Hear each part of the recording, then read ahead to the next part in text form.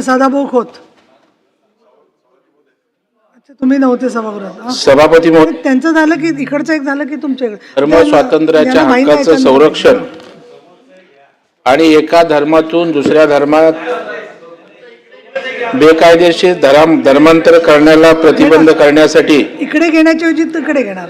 हे जे विधेयक आणलंय त्या विधेयकाला पाठिंबा देण्यासाठी मी या ठिकाणी उभा आहे. तुमचं झालं की इकडून एक येईल. सर्वप्रथम सभापती महोदय, विधिमंडळाच्या खालच्या सभागृहात आणि परब साहेब वरच्या सभागृहात आपण या विधेयकाला पाठिंबा दिला त्याबद्दल मी आपल्या मनापासून आभार व्यक्त करतो. परंतु पाठिंबा देत असताना कोपरकळ्या मांडायचं का तुम्ही त्या ठिकाणी मारायच्या सोडलेल्या नाहीत. त्याच्यामुळे सभापती महोदय, आता मी काय सगळ्या पूर्व इतिहासात जाणार नाहीये, कारण या ठिकाणी या विधेयकाचा अत्यंत चांगला उद्देश त्या ठिकाणी आहे. कारण आपण सामाजिक राजकीय क्षेत्रामध्ये सभापती महोदय सर्वजण काम करतो आणि आपण काम करत असताना अशा अनेक घटना, प्रलोभनं दिली, जबरदस्ती केली, आमिष दिलं, अशा वेगवेगळ्या प्रकारच्या गोष्टी करून धर्मांतर करायला त्या ठिकाणी जोर जबरदस्ती करणं किंवा त्यांना समूहित करून त्या ठिकाणी मग लग्न करणं, नंतर काही दिवस राहणं, पुन्हा त्यांना त्या ठिकाणी वाऱ्यावर सोडणं आणि त्याच्यामुळे भयंकर अशा प्रकारची विकृती या ठिकाणी निर्माण झाली होती. आणि त्याच्यामुळे सभापतीमध्ये अशा प्रकारचा याला आळा घालणारा कोणताही कायदा आपल्या राज्यामध्ये त्या ठिकाणी नाही आहे.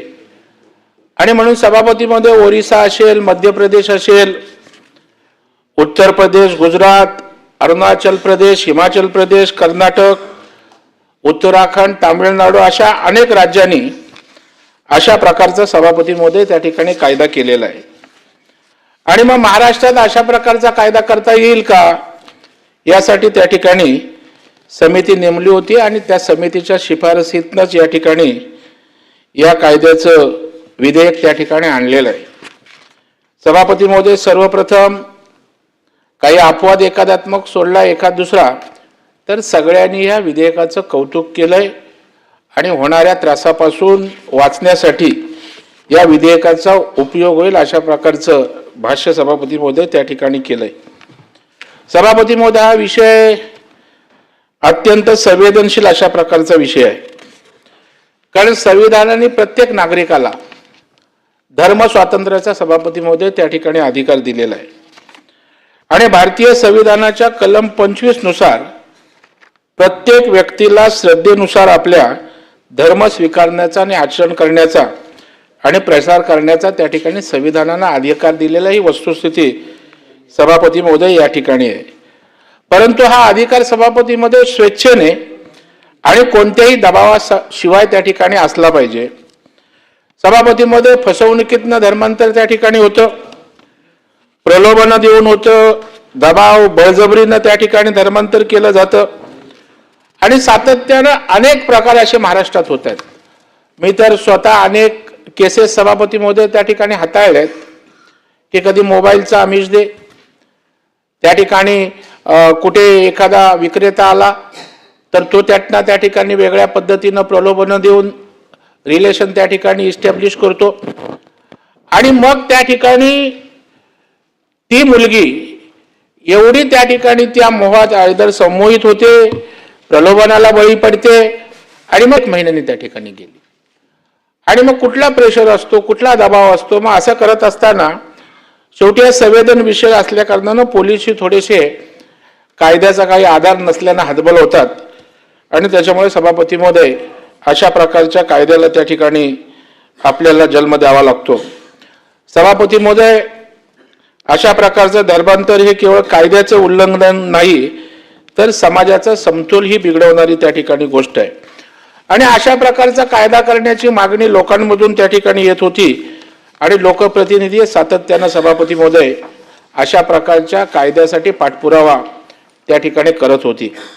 सभापती महोदय, आज हा कायदा आपल्या समोर मंजुरीसाठी आलेला आहे. मी राज्याचे मुख्यमंत्री आणि दोन्ही उपमुख्यमंत्र्यांना याकरता त्या ठिकाणी मनापासून धन्यवाद देणार आहे. सभापती महोदय, काही ठिकाणी गरीब, अशिक्षित, वंचित अशा प्रकारच्या घटकांना त्या ठिकाणी टार्गेट केलं जातं आणि प्रलोभन देऊन त्या ठिकाणी धर्मांतर होत असल्याची मोठी उदाहरणं आपल्यासमोर आलेत. सभापती महोदय, तरुण मुलींना खोटी नावं सांगून हिंदू असल्याचं भासवून लग्न केलं गेलं, त्यांचं धर्मांतर केलं गेलं आणि नंतर त्या महिलेवर अतोनात अशा प्रकारचे अत्याचार केले गेलेत सभापती महोदय. आणि त्यामुळे सातत्यानं सामाजिक तणाव या विषयामध्ये निर्माण होत गेले आणि लॉ अँड ऑर्डरचे सुद्धा सभापती महोदय अनेक प्रश्न या निमित्तानं निर्माण झाले. सभापती महोदय, धर्मांतरावर बंदी घालणं हा कायद्याचा त्या ठिकाणी उद्देश सभापती महोदय नाहीये, तर बेकायदेशीर आणि जबरदस्तीच्या अशा धर्मांतराला आळा त्या ठिकाणी बसला पाहिजे, त्यासाठी या कायद्याचं प्रयोजन सभापती महोदय दिसतंय. आणि म्हणून अनेक राज्यांनी कायदे केल्यावर त्या ठिकाणी आपणही अशा प्रकारचा कायदा सभापती महोदय करतोय. स्वातंत्र्य टिकवणं आणि गैरवापर रोखणं यासाठी सुद्धा हा कायदा तितकाच महत्वाचा आहे सभापती महोदय. आणि आपला देश हा लोकशाही मानणारा अशा प्रकारचा देश आहे, संविधानावर चालणारा असा आपला देश सभापती महोदय आहे. आणि त्याच्यामुळे कुणाच्याही धर्म स्वातंत्र्यावर त्या ठिकाणी गदा येता कामा नये या संदर्भातही स्पष्टीकरण खालच्या सभागृहात त्या ठिकाणी झालेलं आहे. परंतु त्याच वेळेला फसवणूक, बळजबरी, प्रलोभन ज्याचा उल्लेख अनेक वक्त्यांनी केला की अशा प्रकारचं जर धर्मांतर कोण घडवून आणत असेल तर याचा स्पष्ट आम्ही सहन करणार नाही, हा संदेश कायद्याच्या माध्यमातून राज्य सरकारने या ठिकाणी दिलेला आहे. सभापतीमध्ये या कायद्यात चांगल्या काही तरतुदी या ठिकाणी निश्चितपणे आहेत. विधेयकात बेकायदेशीर धार्मिक परिवर्तनामुळे झालेल्या विवाहातून जन्मलेल्या मुलाच्या धर्माबाबतची केलेली तरतूद ही अतिशय महत्वाची आहे. कारण यातून अनेक चुकीच्या गोष्टी सभापती महोदय घडत होत्या आणि त्याच्यामुळे बेकायदेशीर धर्मांतरामुळे झालेल्या विवाह किंवा विवाहासारख्या नात्यातून जन्मलेलं मूल हे त्या नात्यापूर्वी आईचा जो धर्म होता त्याच धर्माचे मानले जाईल अशी स्पष्ट तरतूद सरकारने या कायद्यामध्ये या ठिकाणी केलेली आहे. काही लोकांचं असं म्हणणं आहे सभापती महोदय की इतर राज्यांनी केलेल्या कायद्यात अशा प्रकारची तरतूद नाहीये. इतर राज्याच्या कायद्यांचा निश्चितपणे त्या ठिकाणी अभ्यास केला जावा, पण त्यांच्या कायद्यांपेक्षा जर आणखी प्रभावी काही कायदा करण्याचा प्रयत्न किंवा उपाययोजना आपण केल्या तर त्याचं स्वागतच सभापती महोदय या ठिकाणी केलं पाहिजे. ही तरतूद जर सरकारने या कायद्यात केली नसती तर कदाचित हे कायदा पोकळ ठरला असता आणि दिखाऊ कायदा करण्यापेक्षा ठोस तरतुदी केल्याबद्दल सरकारला मी मनापासून धन्यवाद सभापती महोदय या ठिकाणी देणार आहे. सभापती महोदय, शिक्षेच्या अनेक तरतुदी या कायद्यामध्ये आहेत. सभापती महोदय, बेकायदेशीर धर्मांतरासाठी 7 वर्षापर्यंत तुरुंगवास आणि 1 लाख रुपयापर्यंत दंडाची तरतूद आहे. महिला, अल्पवयीन किंवा अनुसूचित जाती जमातील व्यक्तीशी संबंधित गुन्हा असेल तर दंडाची रक्कम 5 लाख रुपयापर्यंत वाढवली जाऊ शकते. 2 किंवा अधिक व्यक्तीचे एकत्र धर्मांतर झाल्यास त्याला समूह धर्मांतर म्हणून मानलं जाईल आणि त्यावरही कारवाई करून शिक्षा केली जाईल अशा प्रकारची तरतूद सुद्धा सभापती महोदय यामध्ये करण्यात आले. आणि शिक्षेच्या तरतुदी कठोर असाव्यात अशी आमची अपेक्षा होती. पण ठीक आहे, नवीन कायदा या ठिकाणी आलेला आहे. कायद्याची अंमलबजावणी सुरू झाल्यानंतर जर काही कमतरता आली तर निश्चितच शिक्षेत सुद्धा सभापती महोदय या ठिकाणी कायद्यात वाढ करावी लागेल. सभापती महोदय, या विधेयकात अशा विवाहातून जन्मलेल्या मुलांचाही सरकारने विचार केलेला आहे. ही तरतूद फार महत्वाची आहे आणि अशा विवाहातून जन्मलेल्या मुलांना आई वडिलांच्या मालमत्तेवर सुद्धा वारसा हक्क सभापती महोदय मिळणार आहे. मुलांच्या संगोपनासाठी आणि देखभालीसाठी आर्थिक मदतीची तरतूदही लागू राहील. मुलाची कस्टडी सुद्धा आईकडे राहणार आहे. मुलांना पुढे करून आईवर दबाव आणण्याचं काम या तरतुदीमुळे सभापती महोदय त्या ठिकाणी बंद होणार आहे. मी काही उपाययोजना सरकारला या निमित्तानं सुचवू इच्छितो. या कायद्याची कठोर अंमलबजावणी, जसं परब साहेबांनी सांगितलं की कायद्यापुरता कायदा राहता नाही तर त्याची प्रॉपर अंमलबजावणी कठोरतेनं त्या ठिकाणी होण्याची आवश्यकता आहे. आणि जबरदस्तीने फसवणूक आणि प्रलोभन देऊन धर्मांतराची तक्रार आली तरी पोलिसांनी ताबडतोब या कायद्याचा आधार घेऊन त्यांच्यावर ॲक्शन घेतली पाहिजे. आता कायदा झाला आहे, परंतु घटना घडत राहिल्या तर त्या कायदा निरुपयोगी होईल, ती सूचना या निमित्तानं करतोय.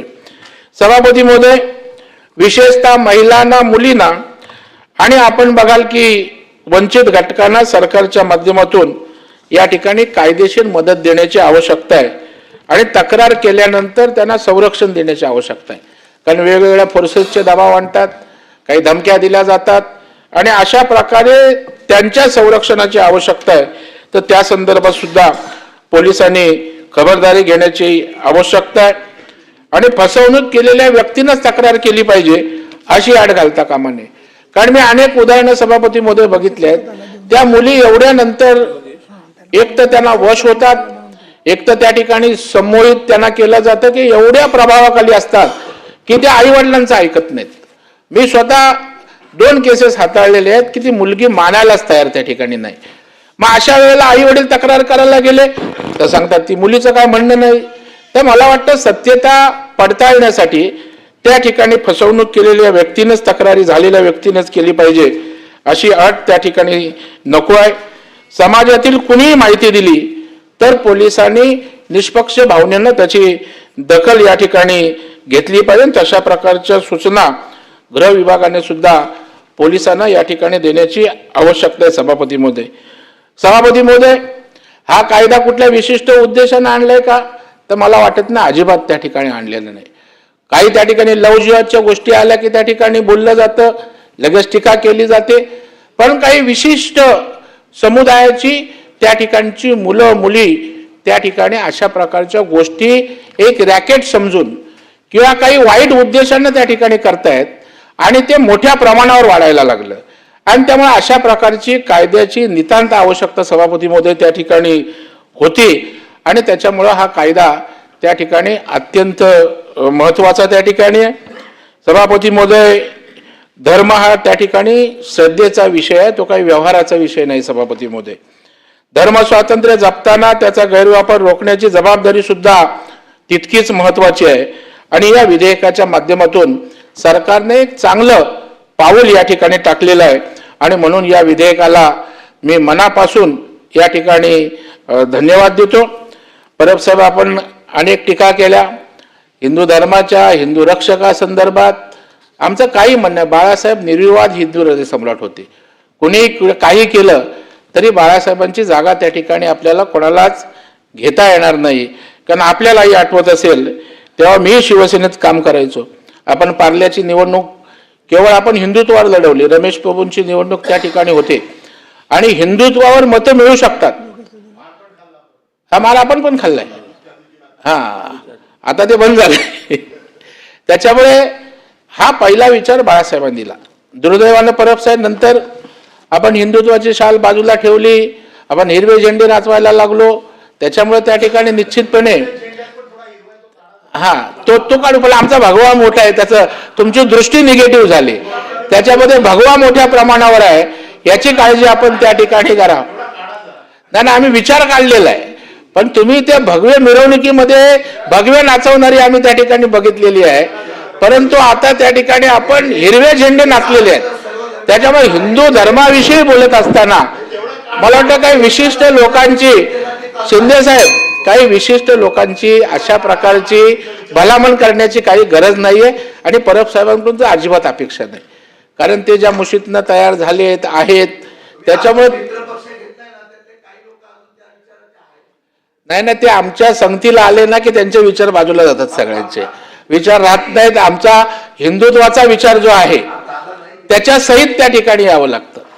त्याच्यामुळे मला वाटतं की अतिशय चांगल्या प्रकारचं विधेयक या ठिकाणी आलंय, ज्याची आवश्यकता होती आणि उशिरा का होईना राज्यातल्या ज्या ज्या घटना त्या ठिकाणी घडतायत त्या संदर्भात सुद्धा आळा घालण्यासाठी हे विधेयक निश्चितपणे या ठिकाणी उपयोगी होईल अशा प्रकारची अपेक्षा या ठिकाणी व्यक्त करतो. आणि परब साहेब, आपण पक्षांतरावर त्या ठिकाणी बोललात, तर आपण अशा प्रकारे आपलं हिंदुत्वाचा विचारच सोडला नसता तर त्या ठिकाणी तेच तुम्ही अजून त्या पक्षांतराच्या ह्याच्यातून बाहेरच आलेलं नाही आहात. तुम्हाला त्याचा एवढा धक्का बसलेला आहे की ते अधून मधून शिंदे साहेबांचा लागलेला झटका नाही ते पक्षांतर ते धर्मांतर असं तुम्ही सरमिसळ करण्याची नाही नाही नाही नाही. शिंदे साहेब आमचे नाही नाही परब साहेब तुम्ही बोललात तसं मी नाही परब साहेब तुम्ही जे बोललात तसं मी नाही बोलत. तुम्हाला मी संधी दिली आणि तुम्ही परत तो रिपीट केलात. माझा उद्देश तो त्या ठिकाणी नाहीये. नाहीतर अशी परिस्थितीच त्या ठिकाणी आली नसती. असो, मी या विधेयकाला पाठिंबा देतो आणि सरकारचं अभिनंदन करून थांबतो. काय ते सांगितलं ना मी, याचा गैरफायदा घेऊन जर त्या ठिकाणी कोण राजकारण करत असेल तर ते कोणच त्याचं समर्थन करणार नाही. त्याच्यामुळं आणि न्यायालयीन प्रोव्हिजन त्या ठिकाणी गृहमंत्री आहेत, सांगतील ते त्यामुळे सभापती महोदय. त्याच्यामुळे आमचं परब साहेब आमचा उद्देश स्पष्ट आणि स्वच्छ आहे. हा तुम्ही समर्थन केलं पण कसं आहे हातचं राखून समर्थन केलं नाही करणार ना अशा नाही बरोबर आहे ना सरकार करणार आणि कायद्याने प्रोव्हिजन आहे ना सरकारने करावाच लागणार आहे ते. नाहीतर मग कायद्याचं मान राखला नाही असं त्या ठिकाणी होईल. आणि त्याच्यावर मी स्वागत करतो आणि थांबतो. धन्यवाद. सन्माननीय भाई जगताप. एक क्षण मध्ये बरेच लोक हात वर करतायत. मी नावं वाचून दाखवते. क्रम पुढे मागे थोडा होऊ शकतो. सचिन भाऊ अहिर, नंतर सदाभाऊ खोत, परिणय फुके, अभिजित वंजारी, उमा कापरे, सुधाकर आडबाले, संजय केणेकर, बाई जगताप, सत्यजित तांबे, राजेश राठोड, चित्रा वाघ, मनीषा कायंदे, अमित गोरखे. तुमची नावं इद्रिस नायकवडी. बरं चिठ्या पाठवा, नावं द्या. ठीक आहे आम्ही नावं सगळ्यांची घालतो पण भरपूर वक्ते आहेत.